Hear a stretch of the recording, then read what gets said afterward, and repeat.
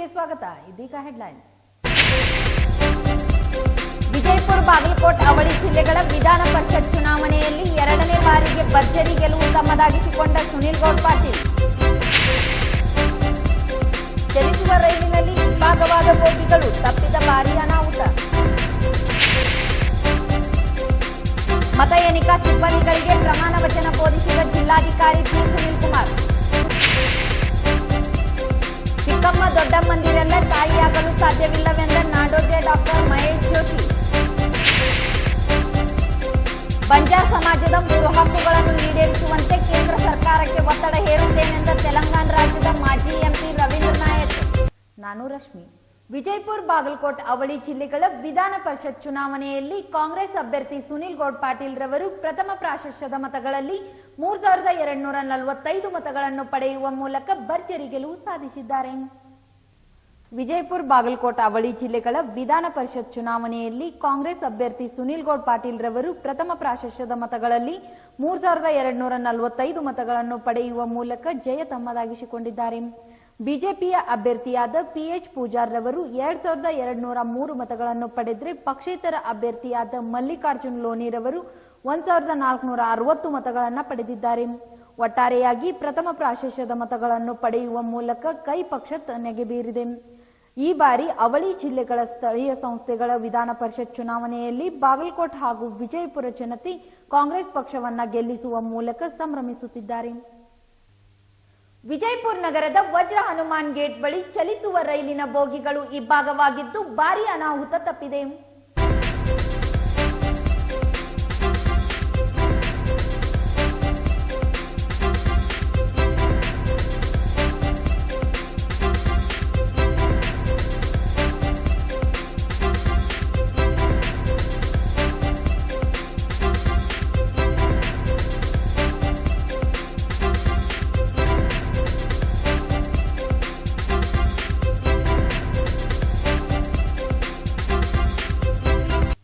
ವಿಜಯಪುರ, ಬಾಗಲಕೋಟ್, ಅವಳಿ ಜಿಲ್ಲೆಗಳ ವಿಧಾನ ಪರಿಷತ್ ಚುನಾವಣೆಯ ಮತ ಎಣಿಕೆ ಭದ್ರತಾ ಕೊಠಡಿಯಲ್ಲಿ ಜಿಲ್ಲಾಧಿಕಾರಿ ಪಿ. ಸುನೀಲ್ ಕುಮಾರ್ ರವರ ನೇತೃತ್ವದಲ್ಲಿ ತೆರೆಯಲಾಯಿತು.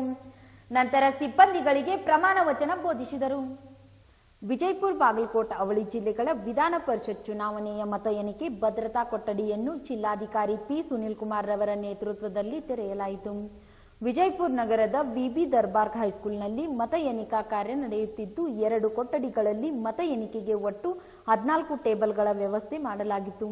ಒಂದೊಂದು ಕೊಠಡಿಯಲ್ಲಿ 7 ಟೇಬಲ್ ಹಾಕಲಾಯಿತು ಹಾಗೂ ಜಿಲ್ಲಾಧಿಕಾರಿ ಪಿ. ಸುನೀಲ್ ಕುಮಾರ್ ರವರ ನೇತೃತ್ವದಲ್ಲಿ ಪ್ರಮಾಣ ವಚನವನ್ನು ಬೋಧಿಸಲಾಯಿತು.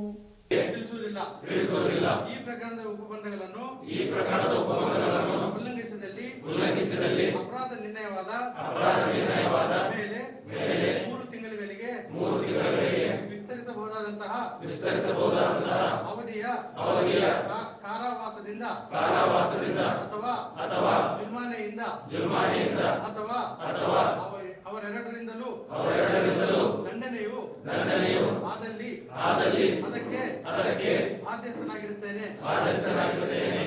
ಅಂತ ಈ ಮೂಲಕ ಪ್ರಮಾಣ ಮಾಡುತ್ತೇನೆ. ಭದ್ರತಾ ಕೊಠಡಿ ತೆರೆದ ನಂತರ ಮತ ಎಣಿಕೆಗೆ ಸಿಬ್ಬಂದಿಗಳು ಸಿದ್ಧತೆಯನ್ನು ಮಾಡಿಕೊಂಡರು. ಮತ ಎಣಿಕೆಗೆ ಬರುವ ಅಭ್ಯರ್ಥಿಗಳಿಗೆ ಶಿಶು ವಿಹಾರ ಶಾಲೆಯ ಆವರಣದಲ್ಲಿ ಹಾಗೂ ಎಲ್ಲಾ ಪಕ್ಷದ ಏಜೆಂಟರುಗಳಿಗೆ ಡಾಕ್ಟರ್ ಬಿಆರ್ ಅಂಬೇಡ್ಕರ್ ಕ್ರೀಡಾಂಗಣದ ಮುಂದೆ ಇರುವ ರಸ್ತೆಯ ಮೇಲೆ ಹಾಗೂ ಕ್ರೀಡಾಂಗಣದ ಸುತ್ತಮುತ್ತಲಿನ ಸ್ಥಳಗಳಲ್ಲಿ ವ್ಯವಸ್ಥೆಯನ್ನು ಮಾಡಲಾಗಿತ್ತು ಹಾಗೂ ಸದರಿ ದರ್ಬಾರ್ ಶಾಲೆಯ ಸುತ್ತಮುತ್ತಲಿನ 100 ಮೀಟರ್ ಪ್ರದೇಶದಲ್ಲಿ ಕಲಂ 144 ಸಿಆರ್ಪಿಸಿ ಅಡಿಯಲ್ಲಿ ಬ್ಯಾರಿಕೇಡ್ ಹಾಕಿ ಪೊಲೀಸರಿಂದ ಬಿಗಿ ಬಂದೋಬಸ್ತ್ ಕೈಗೊಳ್ಳಲಾಗಿತ್ತು. ಇದೇ ವೇಳೆ ಚುನಾವಣಾ ವೀಕ್ಷಕರಾದ ಎಲ್ಕೆ ಅತೀಕ್, ಜಿಲ್ಲಾಧಿಕಾರಿ ಪಿ. ಸುನೀಲ್ ಕುಮಾರ್, ಜಿಲ್ಲಾ ಪಂಚಾಯತ್ ಮುಖ್ಯ ಕಾರ್ಯನಿರ್ವಹಣಾಧಿಕಾರಿ ಗೋವಿಂದ್ ರೆಡ್ಡಿ, ಜಿಲ್ಲಾ ಪೊಲೀಸ್ ವರಿಷ್ಠಾಧಿಕಾರಿ ಎಚ್ಡಿ ಆನಂದ್ ಕುಮಾರ್ ಸೇರಿದಂತೆ ಮತ್ತಿತರರು ಉಪಸ್ಥಿತರಿದ್ದರು. ನಗರದ ಕನ್ಗಲ್ ಹನುಮಂತರಾಯ ರಂಗಮಂದಿರದಲ್ಲಿ ಜಿಲ್ಲಾ ಕನ್ನಡ ಸಾಹಿತ್ಯ ಪರಿಷತ್ತಿನ ಅಧ್ಯಕ್ಷರಾದ ಹಾಸಿಂಪೀರ್ ವಾಲಿಕಾರ್ ರವರ ಪದಗ್ರಹಣ ಕಾರ್ಯಕ್ರಮದಲ್ಲಿ ಕೇಂದ್ರ ಕನ್ನಡ ಸಾಹಿತ್ಯ ಪರಿಷತ್ತಿನ ನೂತನ ಅಧ್ಯಕ್ಷರಾದ ನಾಡೋಜ ಡಾಕ್ಟರ್ ಮಹೇಶ್ ಜೋಶಿ ರವರಿಗೆ ಅಭಿನಂದಿಸಲಾಯಿತು. ವಿಜಯಪುರ ನಗರದ ಕನ್ಗಲ್ ಹನುಮಂತರಾಯ ರಂಗಮಂದಿರದಲ್ಲಿ ಜಿಲ್ಲಾ ಕನ್ನಡ ಸಾಹಿತ್ಯ ಪರಿಷತ್ತಿನ ಅಧ್ಯಕ್ಷರಾದ ಹಾಸಿಂಪೀರ್ ವಾಲಿಕಾರ್ ರವರ ಪದಗ್ರಹಣ ಕಾರ್ಯಕ್ರಮದಲ್ಲಿ ಕೇಂದ್ರ ಕನ್ನಡ ಸಾಹಿತ್ಯ ಪರಿಷತ್ತಿನ ನೂತನ ಅಧ್ಯಕ್ಷರಾದ ನಾಡೋಜ ಡಾಕ್ಟರ್ ಮಹೇಶ್ ಜೋಶಿ ರವರಿಗೆ ಅಭಿನಂದಿಸಿದರು. ಇದೇ ವೇಳೆ ನಾಡೋಜ್ ಡಾಕ್ಟರ್ ಮಹೇಶ್ ಜೋಶಿ ಮಾತನಾಡಿ, ಇವತ್ತು ಎಂತಹ ಒಳ್ಳೆಯ ದಿನ. ಗೀತೆ ಹೇಳುವಂತಹದ್ದು ಗುರಿ ಒಂದಾದರೂ ಸಹಿತ ನಾವು ಅನುಸರಿಸತಕ್ಕಂಥ ದಾರಿಗಳು ಬೇರೆ. ಯೋಗಗಳಲ್ಲಿ ಹೇಳಬಹುದಾದರೆ 4 ಯೋಗಗಳ ಮುಖಾಂತರವಾಗಿ ಗುರಿಯನ್ನು ಮುಟ್ಟಬಹುದಂತಹದ್ದು. ಇದು ಐತಿಹಾಸಿಕವಾಗಿರುವಂತಹ ಸ್ಥಳ, ಧಾರ್ಮಿಕ ಸಮನ್ವಯತೆಯನ್ನು ಸಾರುವಂತಹ ಸ್ಥಳ. ನನಗೆ ಬಹಳ ಹೆಮ್ಮೆ. ಮತೀಯ ಬಾಂಧವ್ಯವನ್ನು, ಭಾವೈಕ್ಯತೆಯನ್ನು ಪ್ರಚಲಿಸತಕ್ಕಂಥ ಮನೆತನದಿಂದ ಬಂದಿರತಕ್ಕಂತಹದ್ದು. ಹಾಗಾಗಿ ಇಲ್ಲಿಗೆ ಬಂದಾಗ ಈಶ್ವರ ಅಲ್ಲ ನೀನೇ ಎಲ್ಲ ಅನ್ನುವಂತಹದ್ದು, ಕುರಾನ, ಪುರಾಣ, ನಮಾಜು, ನಮನ, ಮಸೀದಿ, ಮಂದಿರ, ಅಲ್ಲಾ, ಅಲ್ಲಮ ಎಲ್ಲರೂ ಒಂದೇ ಅನ್ನುವಂತಹದ್ದನ್ನು ಸಾರಿರುವಂತಹದ್ದು ಈ ಸ್ಥಳ. ಹೆಮ್ಮೆಯಿಂದ ಗೌರವದಲ್ಲಿ ಹೇಳುವಂತಹದ್ದು, ಮೊಟ್ಟ ಮೊದಲನೆಯದಾಗಿ ಯಾರಿಗೂ ಸಹಿತ ಆರ್ಥಿಕವಾಗಿ ಹೊರೆಯಾಗಬಾರದು. ಕನ್ನಡ ಸಾಹಿತ್ಯ ಪರಿಷತ್ತು ಲಾಭ ಮಾಡುವಂತ ಸಂಸ್ಥೆಯಲ್ಲ, ಇದು ಸೇವಾ ಸಂಸ್ಥೆ. ಕೇವಲ ಭಾರತದಲ್ಲಿರುವವರಿಗಷ್ಟೇ ಅಲ್ಲ, ವಿಶ್ವದಲ್ಲೇ ಎಲ್ಲೇ ಇದ್ದರೂ ಸಹಿತ ಕನ್ನಡ ಸಾಹಿತ್ಯ ಪರಿಷತ್ತಿಗೆ ಅರ್ಜಿ ಸಲ್ಲಿಸಬಹುದಾಗಿ ತಿಳಿಸಿದರು. ಇವತ್ತು ಗೀತಾ ಜಯಂತಿ, ಹಾಗಾಗಿ ಎಂತಹ ಒಳ್ಳೆಯ ದಿನ. ಗೀತೆಯಲ್ಲಿ ಹೇಳ್ತಕ್ಕಂತಹದ್ದು ಗುರಿ ಒಂದೇ ಆದರೂ ಸಹಿತ ನಾವು ಅನುಸರಿಸತಕ್ಕಂತಹ ದಾರಿಗಳು ಬೇರೆ ಅಂತಕ್ಕಂಥ. ಯೋಗದಲ್ಲಿ ಹೇಳಬೇಕಾದ್ರೆ 4 ಯೋಗಗಳ ಮುಖಾಂತರವಾಗಿ ಗುರಿಯನ್ನು ಮುಟ್ಟಬಹುದು ಅಂತಕ್ಕಂಥದ್ದು. ಇದು ಐತಿಹಾಸಿಕವಾಗಿರ್ತಕ್ಕಂತಹ ಸ್ಥಳ, ಧಾರ್ಮಿಕ ಸಮನ್ವಯತೆಯನ್ನ ಸಾರ್ತಕ್ಕಂತಹ ಸ್ಥಳ, ಸಾಮರಸ್ಯವನ್ನ ಹೇಳ್ತಕ್ಕಂತಹ ಸ್ಥಳ. ನನಗೆ ಬಹಳ ಹೆಮ್ಮೆ. ಮತೀಯ ಬಾಂಧವ್ಯವನ್ನ, ಭಾವೈಕ್ಯತೆಯನ್ನ ಪ್ರತಿನಿಧಿಸ್ತಕ್ಕಂತಹ ಆ ಮನೆತನದಿಂದ ಬಂದಿರತಕ್ಕಂಥದ್ದು. ಹಾಗಾಗಿ ಇಲ್ಲಿ ಬಂದಾಗ ಈಶ್ವರ ಅಲ್ಲ ನೀನೇ ಅಲ್ಲ ಅಂತಕ್ಕಂಥದ್ದು. ಕುರಾಣ, ಪುರಾಣ, ನಮಾಜು, ನಮನ, ಮಸೀದಿ, ಮಂದಿರ, ಹರಿ, ಹರ, ಹಜರತ್, ಅಲ್ಲ ಅಲ್ಲಮ ಎಲ್ಲರೂ ಒಂದೇ ಅಂತಕ್ಕಂಥದ್ದನ್ನು ಸಾರಿರ್ತಕ್ಕಂಥ. ನಾನು ಬಹಳ ವಿನಯದಿಂದ ಹೇಳ್ತೇನೆ.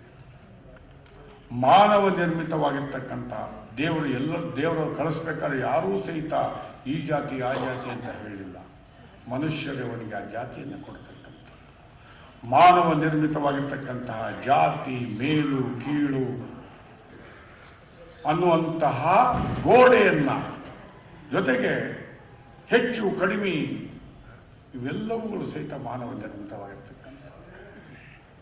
ಇಂತಹ ಗೋಡೆಯನ್ನ ಕೆಡವಿ ಎಲ್ಲಕ್ಕಿಂತ ಬಹಳ ಶ್ರೇಷ್ಠ ಅಂದರೆ ಮಾನವ ಧರ್ಮ, ಮಾನವೀಯತೆ ಧರ್ಮ, ಮಾನವೇ ಅನ್ನುವಂತಹದನ್ನ ಆ ಮಾನವ ಧರ್ಮಕ್ಕೆ ಕಳಸ ಇಟ್ಟತಕ್ಕಂತಹ ಸಂತ ಶಿಶುನಾಳ ಶರೀಫರ ಗುರುಗಳಾಗಿರ್ತಕ್ಕಂತಹ ಕಳಸದ ಗುರು ಗೋವಿಂದ ಭಟ್ಟರ ಮರಿಮೊಮ್ಮಗ ನಾನು ಅಂತಕ್ಕಂಥದ್ದನ್ನ ಬಹಳ ಗೌರವದಿಂದ ಹೇಳ್ತಾ, ಅಂತಹ ಆಧ್ಯಾತ್ಮದ ಹಿನ್ನೆಲೆಯಲ್ಲಿ ಬಂದಾಗ ಈ ಊರಿಗೆ ಬರಬೇಕಾದ್ರೆ ನನಗೆ ಬಹಳ ಹೆಮ್ಮೆ.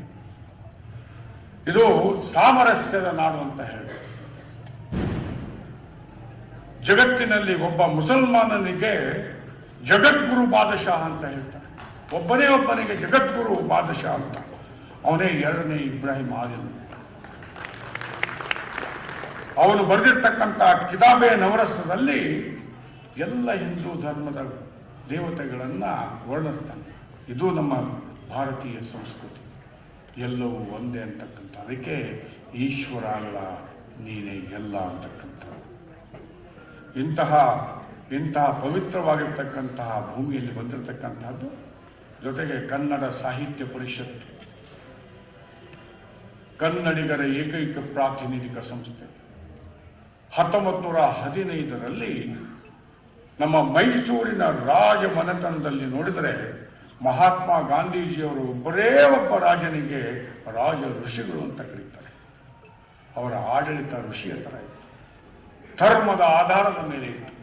ಎಲ್ಲರನ್ನ ಒಟ್ಟಿಗೆ ತೆಗೆದುಕೊಂಡು ಹೋಗ್ತಕ್ಕಂತಹ ಅವರ ಆಡಳಿತದಲ್ಲಿಯೇ ಮೈಸೂರು ರಾಜ್ಯ ಮಾದರಿಯಾಗಿರ್ತಕ್ಕಂತಹ ರಾಜ್ಯ ಆಯಿತು. ಅಂತಹ ಮಾದರಿ ರಾಜ ಆಗಿರ್ತಕ್ಕಂಥವು, ಎಲ್ಲರಿಗೂ ಬೇಕಾಗಿರ್ತಕ್ಕಂಥವು,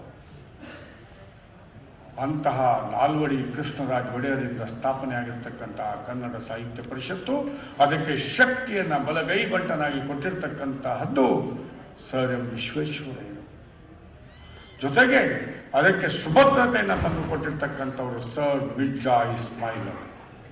ಹಾಗಾಗಿ ಈ 3 ಜನರನ್ನು ನಾನು ಬಹಳ ಗೌರವದಿಂದ ಇಲ್ಲಿ ಜ್ಞಾಪಿಸ್ಕೊಳ್ತಾ, ಕನ್ನಡ ಸಾಹಿತ್ಯ ಪರಿಷತ್ತಿಗೆ ಕನ್ನಡಿಗರು ವಿಶ್ವಾಸವನ್ನು ಇವತ್ತಿನವರೆಗೂ ಸಹಿತ ತೋರಿಸ್ತಕ್ಕಂಥ ನೋಡಿ ಭಾಷೆ ಕೇವಲ ಮಾತನಾಡ್ತಕ್ಕಂಥದ್ದು ಮಾತ್ರ ಅಲ್ಲ, ಇದು ನಮ್ಮ ಸಂಸ್ಕೃತಿಯನ್ನು ತೋರಿಸ್ತಕ್ಕಂಥ ಹೆಮ್ಮೆಯಿಂದ ಗೌರವದಿಂದ ಹೇಳ್ತಕ್ಕಂಥದ್ದು. ಮೊಟ್ಟ ಮೊದಲನೇದಾಗಿ ಈಗ 500 ರೂಪಾಯಿ ಆಜೀವ ಸದಸ್ಯರ ಶುಲ್ಕ ಇರೋದು, ಮತ್ತೆ 500 ರೂಪಾಯಿ ಕನ್ನಡ ನುಡಿ ಪತ್ರಿಕೆ ಬೇಕಾದರೆ.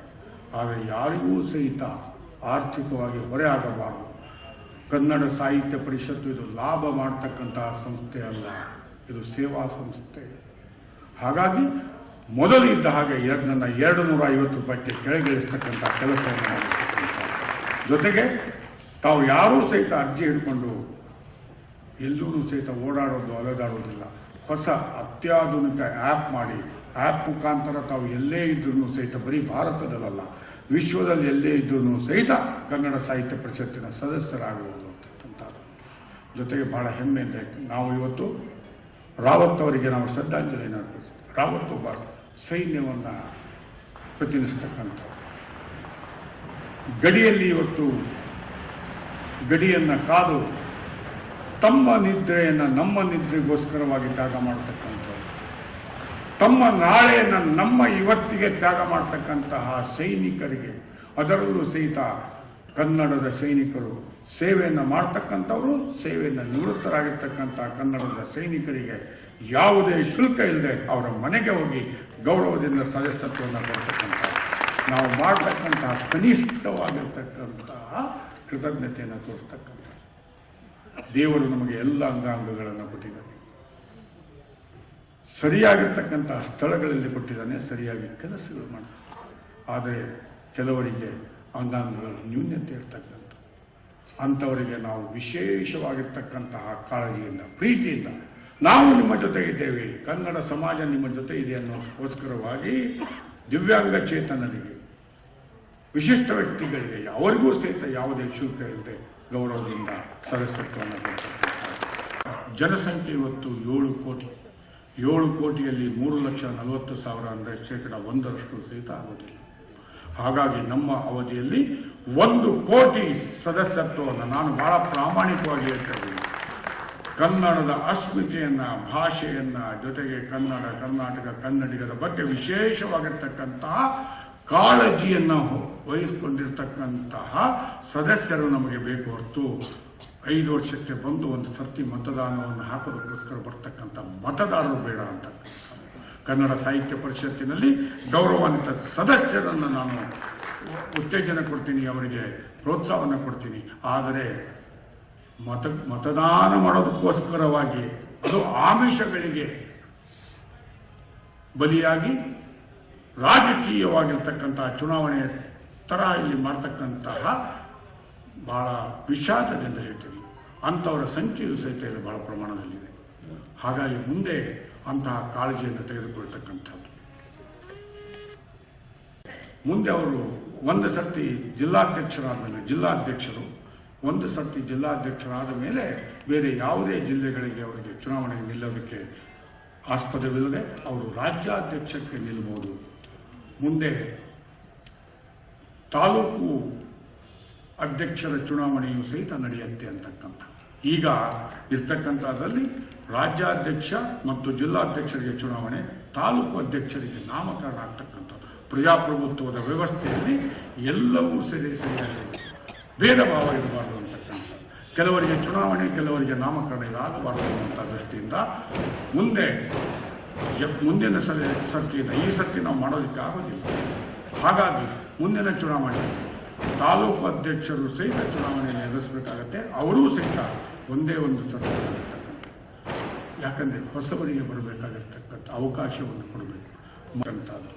ಮುಂದೆ ಇಲ್ಲಿ ಯಾವುದಾದ್ರು ಕೆಲಸಗಳಲ್ಲಿ ಇರಬೇಕಾದ್ರೆ ಆದ್ಯತೆಯ ಮೇಲೆ ಕನ್ನಡದವರಿಗೆ ಕೊಡಲಿ. ಕನ್ನಡದವರು ಸಿಗಲಿಲ್ಲ ಅಂತ ಬೇರೆಯವ್ರಿಗೆ ಆದ್ಯತೆ ಮೇಲೆ ನಮಗೆ ಕೊಡಬೇಕಾಗುತ್ತೆ. ನಮ್ಮ ಮನೆಯಲ್ಲಿ ನಮ್ಮ ತಾಯಿಗೆ ಸ್ಥಾನ, ಬೇರೆಯವರಿಗೆ ನಾವು ಗೌರವವನ್ನು ಕೊಡೋಣ. ನಮ್ಮ ಮನೆಯಲ್ಲಿ ತಾಯಿ ಅಂತಂದಾಗ ನಮಗೆ ಭಾಷೆ ನಮಗೆ ತಾಯಿ ಆಗುತ್ತೆ. ಭಾರತೀಯ ಭಾಷೆಗಳನ್ನು ಸಹಿತ ನಾವು ಗೌರವಿಸೋಣ. ಅವು ಚಿಕ್ಕಮ್ಮ ದೊಡ್ಡಮ್ಮಗಳಾಗತ್ತೆ. ಚಿಕ್ಕಮ್ಮ ದೊಡ್ಡಮ್ಮನೇ ಆಗ್ತಾರೆ ಹೊರತು ತಾಯಿ ಆಗೋದಕ್ಕೆ ಸಾಧ್ಯನೇ ಇಲ್ಲ.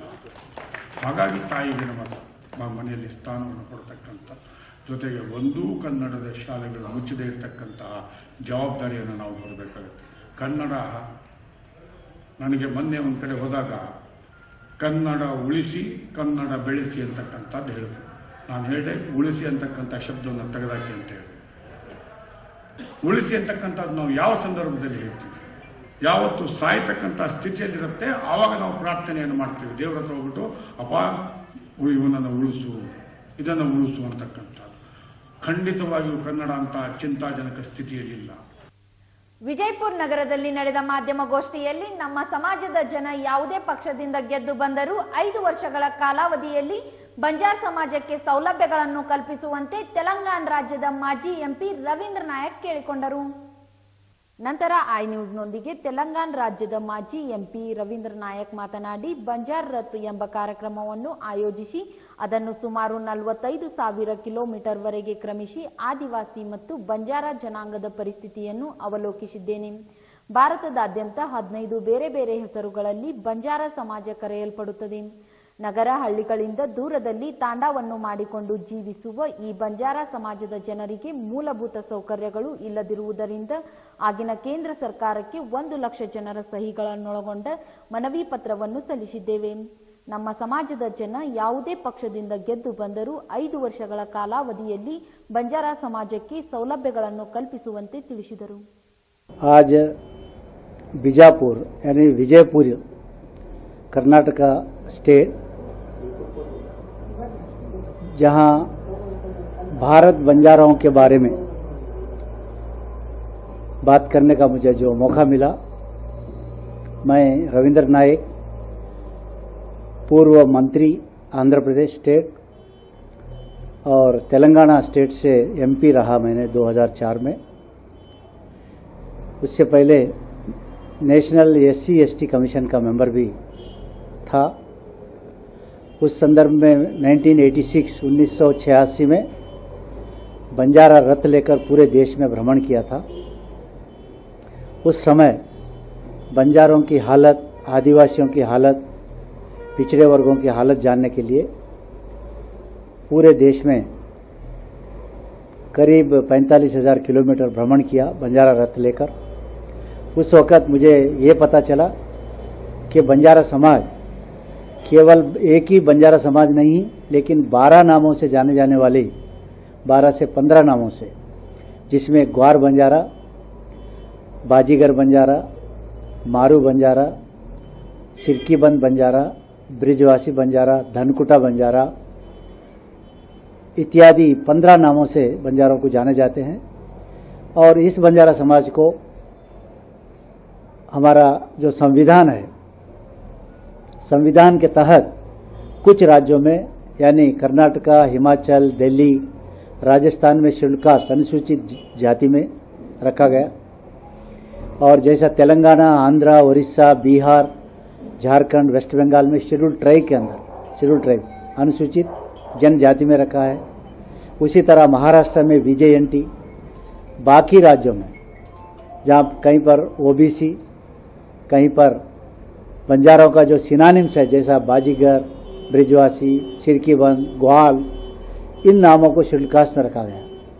इस वजह से बंजारा समाज का एकता और अखंडता के लिए विघात हुआ, और बंजारा भाषा जो बंजारा लोग जो बात करते हैं वो भाषा गोर बोली उसको बोलते हैं। तो गोर बोली का कोई अभी लिपि नहीं है।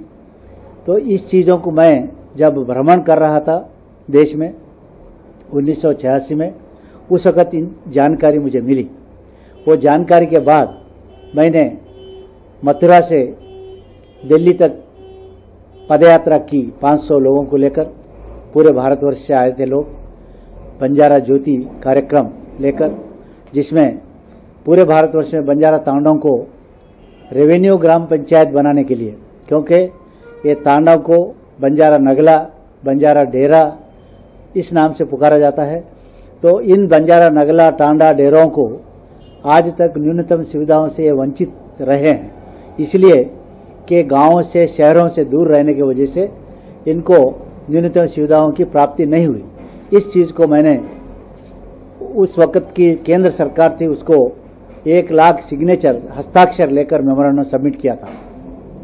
उसके बाद बंजारा मेला का ऑर्गेनाइज किया और टाइम एंड अगेन कर्नाटक के बंजारा लोग भी हमारे जैसे कि मनोहर रैनापुर जी, शिवमूर्ति जी, बाबूराव चौहान जी, शंकर नायक जी, कई यहाँ पर नेता लोग कई कार्यक्रमों यहाँ किए। तो मेरा आज यहाँ पर आकर बात करने का ये वक्त मैं ये कह रहा था कि अब जो नया साल आ रहा है, इस नया साल में करोड़ों संख्या में रहने वाले आबादी रहने वाले बंजारा समाज देश के अंदर करीब 150 पार्लियामेंट कॉन्स्टिट्यूंसी में इनका प्रेजेंस है और करीब 550 असेंबली सीटों में इनका जनता है। फिर भी बावजूद इनके केवल वोट ले रहे हैं, सरकारें बन रही है, लेकिन इनको सुविधाओं से वंचित किया जा रहा। तो अब हमारा मिशन ये है, अब आने वाला नया साल 2022 में हम बंजारा उत्सव कमेटी के जरिए एक कोर कमेटी बनाकर हर राज्य से एक 2 नेतागणों को लेकर केंद्र सरकार से गुजारिश करने वाले हैं और गुजारिश किए हैं, जिसके लिए हम हाल ही में हैदराबाद में बंजारा उत्सव का आयोजन किया था, जिसमें लोकसभा स्पीकर ओम बिरला जी ने संदेश दिया था कि बंजारा समाज एक बहुरंगीय समाज है, कि बंजारा समाज देश की संस्कृति, भाषा, एकता को, अखंडता को रखने वाला समाज आज बिछड़ा हुआ है, बिखरा हुआ है। इस समाज के लिए कुछ करना चाहिए, ये उनका ओपिनियन रहा। तो हम उस चीज़ को लेकर आज भारत सरकार के सामने जाने वाले हैं कि बंजारा तांडे जितने भी है, यानी हमारे हिसाब से जो अंदाजन हमने लगाया 1 लाख बंजारा तांडा आज देश के अंदर पूरे राज्यों में बिखरे हुए हैं। तो ये 1 लाख बंजारा तांडों में आज तक न्यूनतम सुविधाएं नहीं है, जिसकी संख्या करोड़ों की आबादी है और ये करोड़ों आबादी वाला बंजारा समाज आज कई चीज़ों से वंचित है, जिसके लिए हमने डिमांड रखा है कि बंजारा समाज का स्थिति को जानने के लिए, आर्थिक व्यवस्था, शिक्षण व्यवस्था जानने के लिए बंजारों के लिए एक शोध कमीशन, बंजारा शोध कमीशन बनाने के लिए हम केंद्र सरकार से गुजारिश करने वाले हैं। और दूसरा, बंजारा समाज जिन तांडों में रहन बसेरा कर रहा है, इन रहन बसेरा करने वाले बंजारा तांडों को रेवेन्यू ग्राम पंचायत, जहाँ पर राजस्व का सुविधा हो, ऐसे ग्राम पंचायत बनाने के लिए हम डिमांड रखा है। जैसा कि कर्नाटक में और तेलंगाना में खाली ग्राम पंचायत बनाए हैं, इससे कोई फायदा नहीं है। लेकिन जब फायदा होगा बंजारा तांडों को, नगलों को, डेरों को, कि उनके लिए रेवेन्यू ग्राम पंचायत बनाने से ही उन बंजारा तांडों के लिए कुछ सुविधाएं मिल सकती है और जिसके लिए प्लानिंग, प्रोग्राम, बजट मिल सकता है। इसलिए हम केंद्र सरकार को दूसरा डिमांड रखने वाले हैं। तीसरा, जो बंजारा समाज के लिए जो बंजारा लोग जो बोली बोलते हैं, जिसको गोर बोली के नाम से जाने जाते हैं, जो ये गोर बोली को लिपि के लिए, इनका भाषा अभिवृद्धि, यानी इनको डेवलप करने के लिए हमारे संविधान की 8वीं सूची में लाने के लिए ये तीसरा डिमांड हम रखा है। ये 3 डिमांड लेकर हम अगले साल में हम विजयपुर से विजय डंका लेकर यहाँ से हम निकल रहे हैं। आज जो है बहुत अच्छा दिन है। आज वाराणसी, जो काशी हमारे हिंदुस्तान की जो स्वर्ग हम कहते हैं, हिंदुस्तान की स्वर्ग सीमा जो काशी है, जहाँ जो आज कार्य चल रहा है, उस कार्य के इंस्पिरेशन लेकर, उससे उत्साहित होकर हम बंजारों के लिए एक बंजारा ज्योति जलाना चाहते हैं, जगाना चाहते हैं। इसीलिए मैं बंजारा भाइयों को, बहनों को और बड़ बूढ़ों को, दाएसाणों को, भाई बहनों को मैं गुजारिश करता हूँ, राम करता हूँ कि मेरे बंजारा भाई, 75 साल हो गए हिंदुस्तान को आज़ादी मिलकर, लेकिन आज भी हम कई चीज़ों से हम वंचित है। इसका कारण हम है, इसका कारण कोई सरकार नहीं है या कोई दूसरा आदमी नहीं है। जो हमारे पिछड़ेपन का कारण हम ही है, क्योंकि हमने समाज में किस तरह का जो चेंज चाहिए, वातावरण चाहिए, उसके लिए हमारे लोग हम लड़ नहीं पा रहे हैं, पूछ नहीं पा रहे हैं। तो हम उस चीज़ को हासिल करने के लिए हम सब पार्टियों के अतीत और झंडा एजेंडा के अतीत हमको कार्य करना है।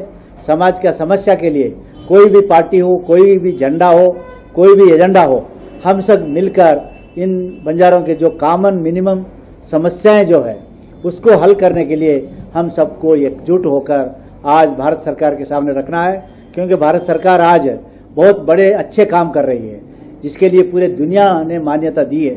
आज भारत सरकार हमारे भारतवर्ष को आज दुनिया के नज़र में नंबर 1 पे रखा गया, यानी हमारे दुनिया के पटल में नंबर 1 है।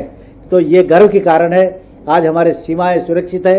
आज हमारी सरकार जो है बहुत ही जो स्ट्रांग सरकार है, हम लोगों को, हमारे भारत को और दृढ़ बनाने के लिए आगे चल रही है, जिसमें हम भी कंधे से कंधे मिलाकर जो बंजारा समाज भारतवर्ष को रास्ता दिखाया है, भारतवर्ष के लिए जहां कभी कोई कमी पड़ती थी, जिस जगह पे, उस जगह पे जो है कमी को पूरी करने के लिए धन धान्य हो, वस्तुएं हो, उसको जो हमारे समाज वाले बैलों पे और ऊंटों के ऊपर लाद कर वहां सप्लाई करते थे, जिसका उदाहरण बंजारा हिल्स, हैदराबाद और विजयपुर जो हमारे कर्नाटक का जो प्रांत है, पूरे कर्नाटक प्रांत में बंजारे आज भी जो कई ऐतिहासिक कार्य कर रहे हैं। उसी तरह मध्य प्रदेश में श्यामा बंजारा हिल, उसी तरह हमारे राजस्थान में, उसी तरह गुजरात में, महाराष्ट्र में हमारे 2 मुख्यमंत्री बने हैं। ये मालूम है आपको, सेवालाल महाराज और गुरु महाराज ने वचन कहा था कि एक दिन मेरा बंजारा समाज आज हमारे गोलकोंडा किला पे झंडा चढ़ाने वाला है। ये उनका जो वचन था, उस वचन के जरिए और उस वचन को पूरा करने के लिए हम सबको एकजुट होना होगा। हम एक मिलकर हाथ से हाथ मिलाकर से गौर भाई आगे चालनो के मैं गौर भाई ने मैं विनंती करूँ छू गौर भाषा में। ಕೊನೆಯಲ್ಲಿ ಮತ್ತೊಮ್ಮೆ ಹೆಡ್ಲೈನ್. ವಿಜಯಪುರ ಬಾಗಲಕೋಟ್ ಅವಳಿ ಜಿಲ್ಲೆಗಳ ವಿಧಾನ ಪರಿಷತ್ ಚುನಾವಣೆಯಲ್ಲಿ 2ನೇ ಬಾರಿಗೆ ಭರ್ಜರಿ ಗೆಲುವು ತಮ್ಮದಾಗಿಸಿಕೊಂಡ ಸುನಿಲ್ ಗೌಡ್ ಪಾಟೀಲ್. ಚಲಿಸುವ ರೈಲಿನಲ್ಲಿ ವಿಭಾಗವಾದ ಬೋಗಿಗಳು, ತಪ್ಪಿದ ಭಾರೀ ಅನಾಹುತ. ಮತ ಎಣಿಕಾ ಸಿಬ್ಬಂದಿಗಳಿಗೆ ಪ್ರಮಾಣ ವಚನ ಬೋಧಿಸಿದ ಜಿಲ್ಲಾಧಿಕಾರಿ ಪಿ ಸುನಿಲ್ ಕುಮಾರ್. ಚಿಕ್ಕಮ್ಮ ದೊಡ್ಡಮ್ಮಂದಿರೆಲ್ಲ ತಾಯಿಯಾಗಲು ಸಾಧ್ಯವಿಲ್ಲವೆಂದ ನಾಡೋಜೆ ಡಾಕ್ಟರ್ ಮಹೇಶ್ ಜೋಶಿ. ಬಂಜಾರ ಸಮಾಜದ 3 ಹಕ್ಕುಗಳನ್ನು ಈಡೇರಿಸುವಂತೆ ಕೇಂದ್ರ ಸರ್ಕಾರಕ್ಕೆ ಒತ್ತಡ ಹೇರುತ್ತೇನೆಂದ ತೆಲಂಗಾಣ ರಾಜ್ಯದ ಮಾಜಿ ಎಂಪಿ ರವೀಂದ್ರ ನಾಯಕ್. ನಿರಂತರ ಸುದ್ದಿಗಾಗಿ ನೋಡ್ತಾ ಇರಿ ಐ ನ್ಯೂಸ್, ಉತ್ತಮ ಹೇಳಿಕೆಗಾಗಿ.